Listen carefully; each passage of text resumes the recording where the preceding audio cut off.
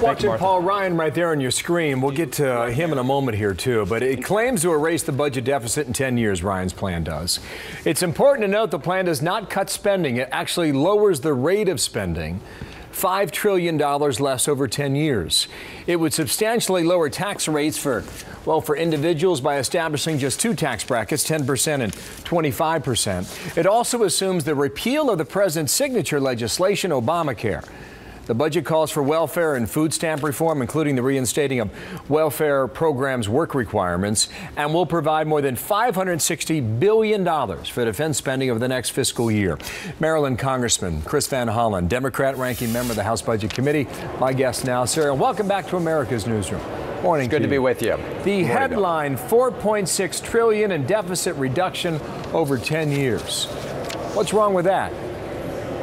Well, there's nothing wrong with deficit reduction. The issue is how you achieve it and making sure you achieve it in a way that doesn't harm the very fragile recovery right now. We will also reduce deficits so that they're not growing any faster than the economy. We will stabilize the debt, but we will not do it in a way that guts our investment in our kids' education and violates the commitments we've made to seniors, whether in Medicare or Medicaid. So it's a question of whether you take a balanced approach, which is what we proposed, or you take this lopsided, uncompromising approach, which is what we're seeing in the House Republican budget. What Paul Ryan will argue is that it's not lopsided, it's not unfair. The fact that changes in Medicare don't even take place for another 10 years, 2024. So you've got a decade to wait for that. And what he argues ultimately is that the government's frankly just too big. You look at the deficits right now, debt's increased $6 trillion in just over 4 years' time in the administration. Annual deficits more than $1 trillion for each of the past 4 years. This is what he writes today in the Wall Street Journal. The truth is the nation's debt is a sign of overreach. Government is trying to do too much, and when government does too much, it does not do anything well. Can you argue with that? Well, as you know, when the economy was going through the tank, deficits went up. They are now coming down, and the key is to make sure they come down steadily and certainly do not grow any faster than the economy. We are going to have a budget that builds on the $1.5 trillion we've already cut in discretionary spending. That will be at the lowest level as a percent of the economy as during the Eisenhower administration, and that's before the impact of the sequester. So yes, we have to tighten our belt. The issue is whether we also should close some of the tax loopholes that benefit folks at the very top in order to cushion the blow to seniors and cuts to kids and cuts to important investments in our infrastructure like transportation.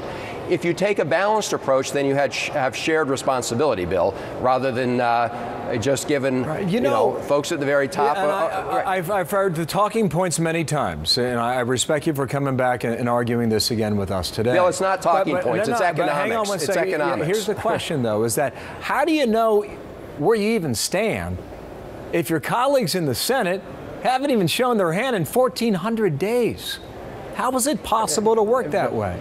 Well, number one, as you know, the Senate Democrats will have a budget. Number two, for the last 2 years, we've been operating under a Budget Control Act, which is actually has greater force of law than a simple budget resolution. I mean, the Budget Control Act was not only passed by one house of Congress, whether it's the House or the Senate, it was also signed by the President. That's been operative for the last 2 years. Now we're moving into a new cycle, and we will go into a situation where you have House and Senate acting. But Bill, don't belittle, statements by calling them so-called talking points. This infects people's lives. And the reality is, if you take the budget the way the Republicans in the House are presenting it, it will have a drag on the economy right now. That's not according to me. That's according to the independent, nonpartisan Congressional Budget Office. Because it makes the government healthier? No, not because it makes it, Bill, because of the very steep and immediate cut in government spending in the areas that they're targeting will result, according to the Congressional Budget Office, in 750,000 fewer jobs just by the end of this year. We just laid out the case that Ryan's making is that it's not cuts in spending, it's cuts in the increase of spending. This is also what he writes today in the Wall Street Journal. Bill, you can tell me what he wrote. I read his article. I got you, but this is important. This is important because this goes right to the politics of Washington. Hang on, Bill. Hang on. I'll ask the question, then I'll allow you answer. The other side, because this is the point, sir. The other side will demagogue this issue. Yeah. But remember, anyone who attacks our Medicare proposal without offering a credible alternative is complicit in the program's demise. That goes right to the point that we're having right now. It actually does. Can I answer you now, Bill? You may. What did Paul Ryan and Mitt Romney do in the last presidential election? They demagogued the $715 billion in Medicare savings that was part of Obamacare. You remember that, don't you? That was $715 billion in savings in 10 years. They have nowhere close to that amount of savings in their 10-year window, and yet you know what they did? They took every penny of those savings that they ran against, those savings that they demagogued. So it's really interesting to hear you talk about hard decisions when they campaigned against those savings, and now they're using those savings in their budget to hit balance. Isn't that interesting? Let me get to one more point. Do you find that interesting? Let me get to one more point. They're also using the tax revenue. They're also using the tax revenue they campaigned against. With all due respect, Congressman, is now the time that Washington can do a grand bargain? Do you believe it's possible or not? I do. I do. If people are willing to compromise, you heard Chairman Ryan himself say the other day on national television that he didn't think that the big parts of his plan would fly. Well, that's right.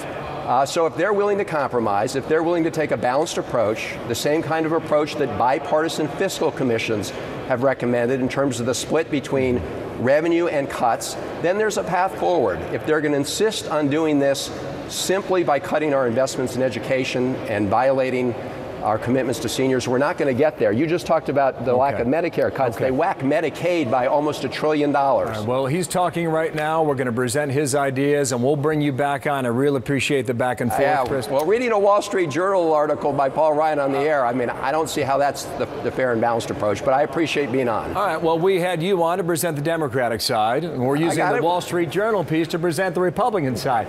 You're using your comments to present the Republican side. So come on back anytime. Chris Van Hollen, thank you. All right, Bill. Democrat from Maryland. Thank you, sir.